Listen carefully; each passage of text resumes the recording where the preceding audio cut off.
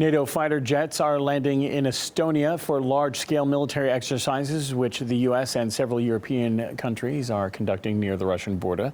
The maneuvers have not raised an eyebrow, but when Russia holds drills on its own territory, Washington slams it as destabilizing the situation in Ukraine. It is something our Washington correspondent, Gina Chichkan, raised with the State Department at its briefing.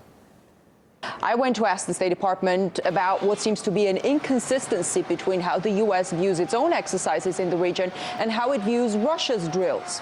And I'm wondering, why is it that when Russia is carrying out exercises, it's suspicious, it undermines peace? When the U.S. does that, it's exclusively for peace and never undermines anything. I'm not sure what you're referring to. When the U.S. is carrying out exercises thousands of miles away from home, near Russian borders, and that's fine.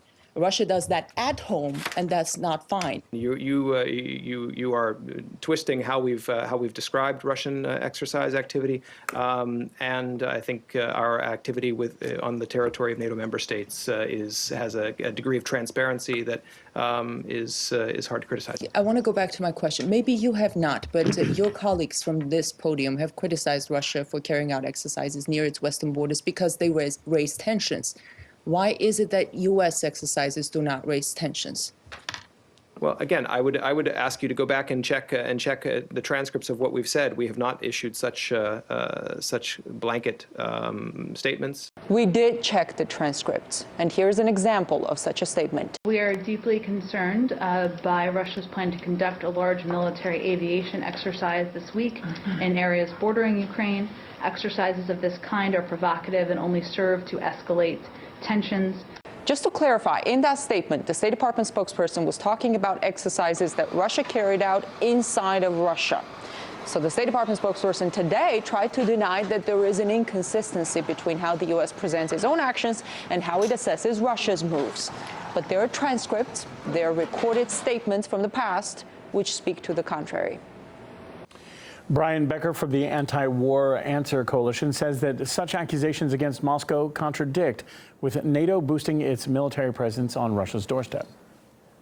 Well, it's a shocking level of hypocrisy, double standard, double speak. I mean, the United States is carrying out massive war games and military exercises in Latvia, Lithuania, Estonia.